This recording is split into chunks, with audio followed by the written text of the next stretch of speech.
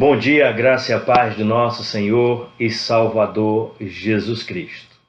Nós estamos mais uma vez aqui para evidenciar o nosso devocional nesta manhã, a partir das Sagradas Escrituras, do texto bíblico que se encontra lá em Marcos, capítulo 8, verso 22 ao verso 25, que diz: Então chegaram a Betesda, e lhe trouxeram um cego, rogando-lhe que o tocasse. Jesus, tomando o cego pela mão, levou-o para fora da aldeia e, aplicando-lhe saliva aos olhos e impondo-lhe as mãos, perguntou-lhe: Vês alguma coisa? Este, recobrando a vista, respondeu: Vejo os homens, porque como árvores os vejo andando.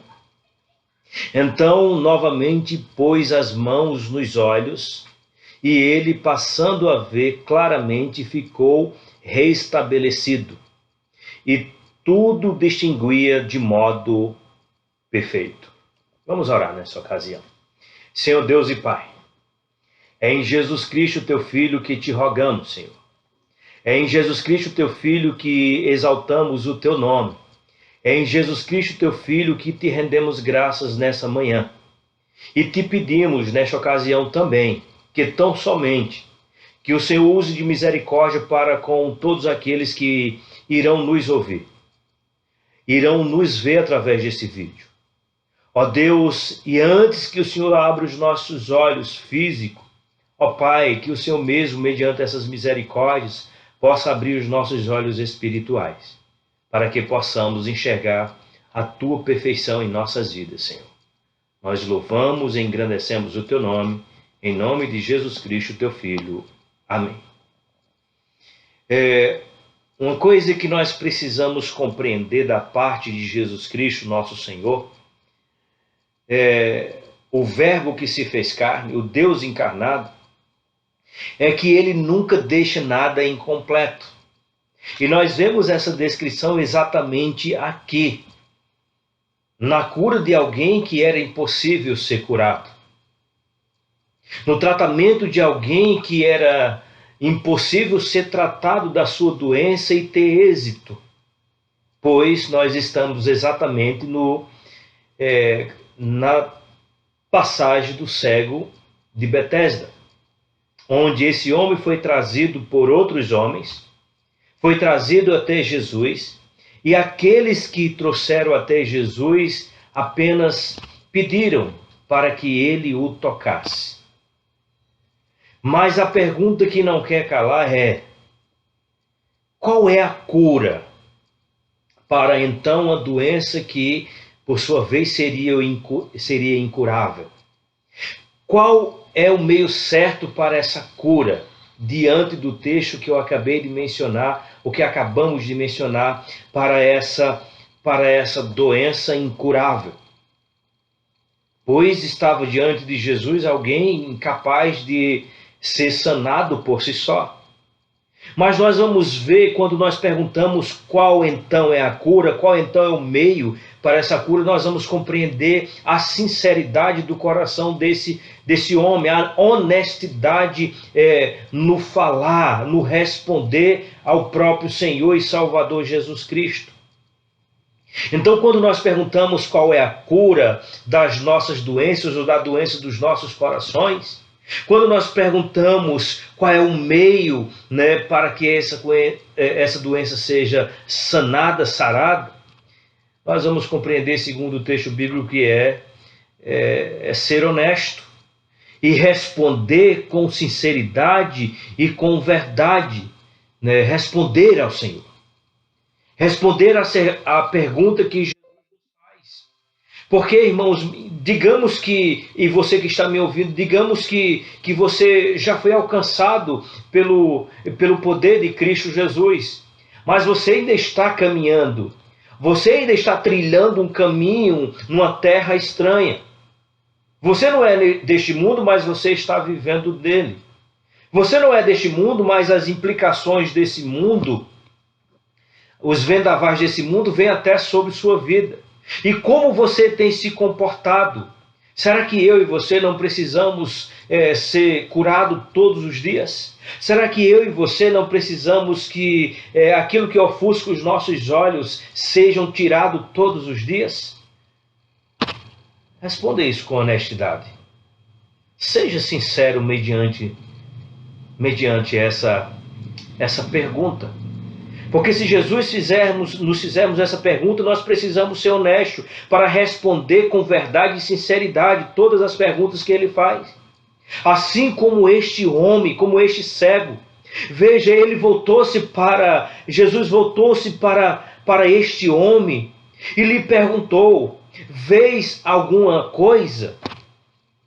O homem respondeu, irmãos, com absoluta honestidade: vejo os homens, porém, como a árvore, os vejo andando.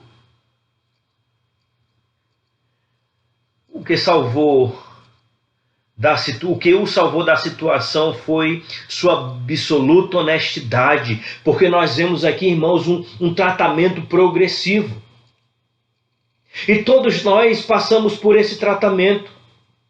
Nós não fomos tratados, nós não fomos alcançados para a salvação e tudo está perfeitamente correto. Não, irmãos. Nós sabemos que está correto para a salvação. Mas veja, para a vida do cristianismo, para o modo que nós vivemos aqui, ou devemos viver, para o modo que Deus tensionou para que o ser humano precisa e deve viver, as coisas não são tão perfeitas assim. Mas e aí, onde é que nós encontramos perfeição para isso? Onde é que nós encontramos cura para isso? Onde é que nós encontramos o meio certo para a cura dessa situação? Nós encontramos exatamente, irmãos, na pessoa de Jesus Cristo. E para que nós possamos encontrar, nós precisamos ser honestos. Nós precisamos ser sinceros.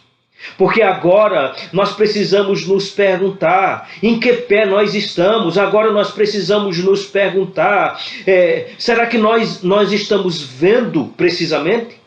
Será que nós captamos as coisas com clareza, com perfeição? Somos felizes de fato e de verdade por completo? Só há felicidade no meu e no seu ser? Nós vemos de fato, tem certeza disso? Ou temos certeza disso? Ou estamos vendo ou não estamos vendo? Se nós não estamos vendo, irmãos, nós precisamos parar e refletir. Se nós não estamos vendo as coisas com clareza, precisamos parar e refletir. Porque nós precisamos fazer a seguinte pergunta: será que de fato nós conhecemos a Deus? Será que nós conhecemos a Deus como Ele sendo um Deus eterno, soberano, supremo, um Deus santo, um Deus fiel, um Deus gracioso, um Deus amoroso, um Deus misericordioso? Será que nós conhecemos a Deus, o Deus o qual nós servimos? Será que nós conhecemos Ele dessa forma? E a pergunta é, nós conhecemos Jesus Cristo? Qual é o Jesus Cristo que nós cremos? É o Jesus Cristo do madeiro, que ainda está morto? É o Jesus Cristo da manjedoura, que ainda é um bebezinho? Qual é o Jesus Cristo que nós cremos? Nós cremos no Jesus Cristo e vemos Ele apenas como Salvador e nada mais? Quando nós enxergamos o Novo Testamento, esse é o cristão do Novo Testamento. E nós precisamos ser semelhante a esse cristão. Nós precisamos ser sinceros diante do Senhor. Porque nós precisamos fazer a pergunta diante de tudo que nós somos. O que fazer então? A última coisa que devemos fazer, o último passo que devemos dar, irmãos, é se submeter-se a Ele. Submeter-se inteiramente, totalmente ao Senhor e Salvador Jesus Cristo, como esse homem o fez. Esse homem creu que o Senhor, irmãos, que se o Senhor não tivesse tomado aquela decisão de perguntar-lhe, tu vês, tu estás vendo, ele iria dizer, ele iria afirmar que, veja, eu não estou vendo ainda por completo. Como se eu e você parasse e refletisse diante do Senhor e dissesse: Senhor, eu não estou perfeito, eu não sou perfeito por completo. Eu ainda preciso de uma intervenção do Senhor. Eu preciso da intervenção do Senhor todos os dias da minha vida. Porque foi o Senhor que começou a boa obra na minha vida. Porque, irmãos, nós não somos diferentes de um cego. Nós não somos diferentes de uma pessoa que não tem roupa, que não está vestida, de uma pessoa nua. Nós não somos diferentes de um leproso. Nós não somos diferentes de um doente. Nós não somos diferentes de ninguém. Com isso, nós precisamos compreender que nós necessitamos diariamente de uma intervenção divina, de uma intervenção da pessoa do Senhor e Salvador Jesus Cristo. Nós precisamos constantemente, diariamente, continuamente do tratamento do Senhor e Salvador Jesus Cristo. Ele diz: aprendei de mim, que sou manso e humilde de coração.